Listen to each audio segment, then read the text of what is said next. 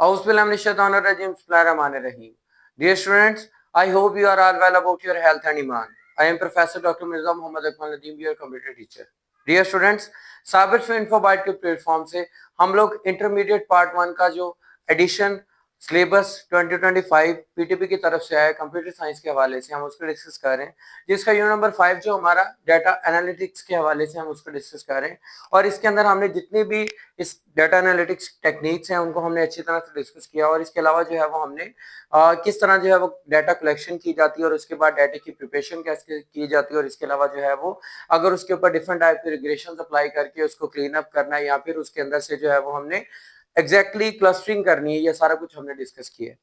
आज हम जिस टॉपिक की तरफ जा रहे हैं वो हमारा evaluating and interpreting models. Evaluating and interpreting models का मतलब ये है कि जब हम लोग एक दफा मॉडल क्रिएट कर लेते हैं, मॉडल क्रिएट करने के बाद ये बहुत ज्यादा जरूरी होता है कि हम उसको इवैल्यूएट करें, ठीक है, और उसके बाद उसको इंटरप्रेट भी करें। इवैल्यूएट का मतलब ये है कि हम उसको अच्छी तरह से एक दफा उसको जांच लें, एक दफा उसकी अच्छी तरह से पड़ताल कर लें, क्या ये हमारा मॉडल जो है वो बिल्कुल एक्यूरेट है। अगर उसमें किसी भी तरह की कोई गुंजाइश है उसको ठीक कर लिया जाए, यानी कि गलती के चांसेस उसके अंदर बिल्कुल ना रहे। इस तरह हमारा मॉडल भी एक्यूरेट होगा, उससे हमें रिजल्ट भी अच्छा मिलेगा और उसके अंदर लॉस भी हमें नहीं होगा। दूसरी बात है इंटरप्रेटिंग मॉडल्स। इंटरप्रेटिंग का भी मतलब ये कि हम लोग उस चीज को बार बार दोहराएं ताकि बेहतर से बेहतर हमें चीज जो है वो मिल सके। इसके अंदर हमारे पास जो है वो दो चीजें शामिल आती है। एक तो आपकी आ जाती है परफॉर्मेंस जो है वो मैट्रिसेस की, और इसके बाद इंटरप्रेटिंग आउटपुट्स की, कि जो आउटपुट हमारे पास है उसको कैसे इंटरप्रेट करना है और सबसे पहले परफॉर्मेंस को किस तरह बेहतर बनाना है, यानी परफॉर्मेंस को देखना या फिर उसको जज करना कि क्या उसके अंदर कौन सी चीज कैसे है और किस तरह ठीक हो सकती है। इसके अंदर दो चीजें हैं जो वो बेसिकली हमें ठीक करना पड़ती है, या फिर कह सकते हैं जिसको बहुत ज्यादा जो है वो नोट डाउन किया जाता है। सबसे पहले हमारा जाता है एरर मैट्रिसेस। एरर मैट्रिसेस क्या होता है? एरर का मतलब होता है गलती। गलती का मतलब ये कि हमने कोई भी उसके अंदर रीडिंग ली है और जो हमारी एक तो हमने प्रिडिक्ट की है रीडिंग, क्योंकि हमारे मॉडल्स क्रिएट एक्चुअली होते हैं प्रिडिक्शन के लिए कि हम फ्यूचर प्लानिंग में क्या करना चाह रहे हैं। हम लोग फ्यूचर में अगर इसी को लेके आगे चलते हैं तो इसका नेक्स्ट ग्रुप कैसा बनेगा, ठीक है। तो वो जो हमारे पास डिपेंडेंट चीजें उसके अंदर होंगी, उन डिपेंडेंट चीजों की प्रिडिक्शन के अकॉर्डिंगली हमने देखना है कि उसके अंदर कोई एरर तो नहीं आ रहा, कि हमने जो वैल्यू प्रिडिक्ट की है और जो एक्चुअल वैल्यू है उनके दरमियान कोई ऐसा डिफरेंस तो नहीं है जिसकी वजह से नुकसान हो सकता है। इसको हम लोग जो है वो क्या कहते हैं, that is the error matrices. It shows how much the models predictions differ from the actual values, कि एक्चुअल वैल्यूज से जो प्रिडिक्टेड वैल्यूज हैं वो कितनी डिफरेंट है। लाइकवाइज हमने जो है वो पिछले आर्टिकल्स के अंदर हमने डिस्कस किया है लीनियर रिग्रेशन। अगर आपने ये वाली वीडियो नहीं देखी हुई तो लाजमी तौर पे इसको बेटा देख लें, क्योंकि उसके इस चीज को समझने के लिए जरूरी है कि वो आपको आ जाए। उसके अंदर हमने एक फार्मूला पढ़ा था, वो हमारे पास फार्मूला था y is equal to beta naught plus beta one. उसके बाद हमारे पास इसके साथ आ जाता था x, और प्लस यहाँ पे ये ईटा का साइन था। ये वाली जो चीज है ये एक्चुअली हमारे पास जो है वो एरर है। कैसे एरर है? हम देखते थे कि हमने लीनियर रिग्रेशन के थ्रू जो हमने वैल्यू प्रिडिक्ट की है, जो हमने वैल्यू फाइंड आउट की है, उसमें और एक्चुअल वैल्यू के अंदर जो फर्क आ जाता है वो एक्चुअली ये वाली वैल्यू होती है। इसको जितने से जितना कम हम कर सकते हैं उसको करेंगे, ताकि हमारा जो डाटा है वो बिल्कुल एक्यूरेट हो सके एक्चुअल डाटे के अकॉर्डिंगली। सो इस वैल्यू को लो डाउन करने का मतलब ये है कि हम एरर को डिटेक्ट जो है वो हम लोग मैट्रिसेस कर रहे हैं। ठीक हो गया। दूसरी बात बेटा हमारे पास एक्यूरेसी। एक्यूरेसी बहुत ज्यादा मैटर करती है। एक्यूरेसी क्या होता है कि जब हम लोग कोई भी चीज करते हैं, कोई भी काम करते हैं, उसका एक्यूरेट होना बहुत ज्यादा जरूरी है। एक्यूरेट लाइक अगर हम लोग रियल लाइफ एग्जांपल में बात करें तो रियल लाइफ के अंदर अगर हम लोग कोई चीज तोल रहे हैं तो उसके लिए हमारे पास जो भी सिस्टम है, लाइक हम लोग डिजिटल सिस्टम यानी डिजिटल बोर्ड यूज कर रहे हैं, या फिर हमारे पास जो ट्रेडिशनल हमारे जो वो दो पलड़ों वाला तराजू था इस्तेमाल कर रहे हैं, उनके अंदर एक्यूरेसी इतनी होनी चाहिए कि जो उसकी मिडल वैल्यू हमने है कि अगर हम वो दो बार्ट्स वाला यूज करें तो वो बिल्कुल उसके अंदर बैलेंस होना चाहिए, जिस साइड पे हमने चीज को रखा है और दूसरी साइड पे हमने जो बार्ट्स को रखा है। इसी तरह जो हम लोग डिजिटल जब यूज करते हैं तो डिजिटल के अंदर भी अकॉर्डिंग टू प्राइस या फिर इवन के पॉइंट रेशियो में भी गलती नहीं होनी चाहिए, क्योंकि जितनी ज्यादा पॉइंट रेशियो में गलती आएगी इसका मतलब है कि हम वो चीज उसमें कमी या ज्यादती जिसकी वजह से प्रॉफिट भी हो सकता है और लॉस भी, ये दोनों चीजें उसकी वजह से हो सकती हैं। तो एक्यूरेसी इसलिए जरूरी है ताकि हम लोग उस चीज को एक्यूरेटली फाइंड कर सकें। वो दो ही सिचुएशन में हो सकती है, वो सिचुएशन यस में हो सकती है या नो में हो सकती है।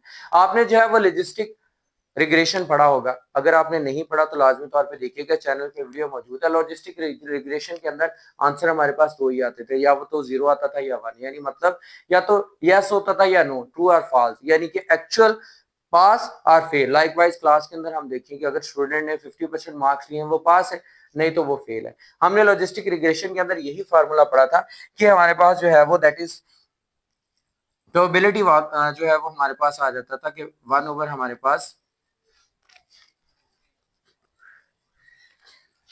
हमारे पास था 1 + e⁻, यानी यही हमारे पास जो बीटा नॉट था प्लस b1 था, x था, इन सब का जो है वो क्या था, वो हमने लिखना होता था, यानी कि जो हमारे पास k की वैल्यू है वो कितनी आती है। इट्स मीन जो वैल्यू जितनी ज्यादा करीब तरीन होगी वो उतना ज्यादा जो है वो किससे, जो मिड वैल्यू यानी मिड रेंज वैल्यू।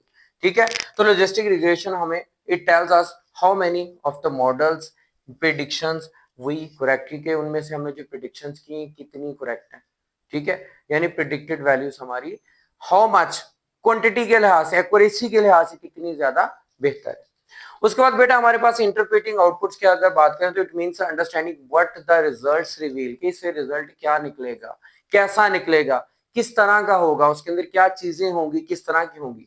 ठीक है, इस चीज को हम लोग इंटरप्रेटिंग कहते हैं। इसमें एथिकल कंसिडरेशन जो है वो हमने डिस्कस करनी है। तो इंटरप्रेटिंग आउटपुट जो है वो हमारी जो है वो लाजमी तौर पे आपने इसको जो है वो ये देखना है कि जो हम इन दोनों के थ्रू जो आंसर ले रहे हैं, वो जो इंटरप्रेट कर रहे हैं हम लोग आंसर, वो किस हद तक और कितना एक्यूरेट है।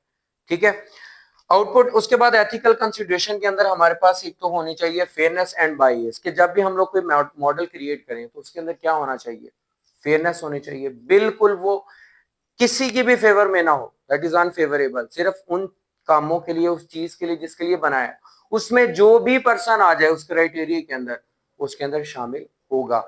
लाइकवाइज हम लोग जो है वो बैंकिंग लोन के लिए जो है वो एक कंसिडर करते हैं कि अगर उसके पास इतनी प्रॉपर्टी है तो उसको हम लोन दे देंगे, अदरवाइज नहीं देंगे। तो अगर हम फेयरनेस रखना चाहते हैं तो उस मॉडल को हमने लाजमी तौर पे अडॉप्ट करना होगा।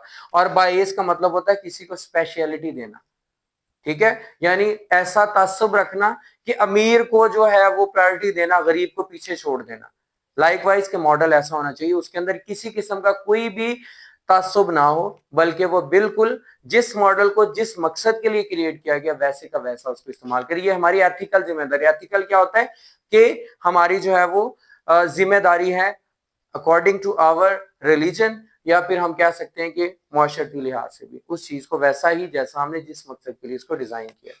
तो उसके अंदर fairness bias, a model should be fair and unbiased, उसमें किसी किस्म का तासुब ना हो और बिल्कुल वो फेयर हो अकॉर्डिंग टू द रिक्वायरमेंट्स। उसके बाद डाटा प्राइवेसी। डाटा प्राइवेसी बहुत ही ज्यादा इंपॉर्टेंट एस्पेक्ट है। अगर हम लोग डाटा कलेक्शन में देखें, डाटाबेस के अंदर देखें, या भी मशीन लर्निंग या किसी भी तरह के एस्पेक्ट के अंदर देखें, क्यों, क्योंकि डाटा लाइक दैट हम लोग किसी को प्राइवेट डाटा देते हैं, प्राइवेट कलेक्शन करवाते हैं, और उस डाटा की बुनियाद पे उसने कोई मॉडल क्रिएट करना है, तो उसके लिए उस डाटा को प्राइवेट रखना बहुत ज्यादा जरूरी है। लाइकवाइज आप हैं, आप कलेक्ट कर रहे हैं लोगों से जो है वो डाटा, आप लोग उनकी जो है वो एंट्रीज कर रहे हैं, जैसे कि हमारे नादा डिपार्टमेंट के अंदर जो है वो हमारी डेट ऑफ बर्थ, हमारा जेंडर, हमारी पिक्चर्स एंड सो ऑन, बहुत कुछ होता है। इसी तरह आप लोग एडमिशन जब लेने जाते हैं तो आपके कॉलेज या स्कूल के अंदर जो है वो आपसे आपका पर्सनल डाटा लिया जाता है।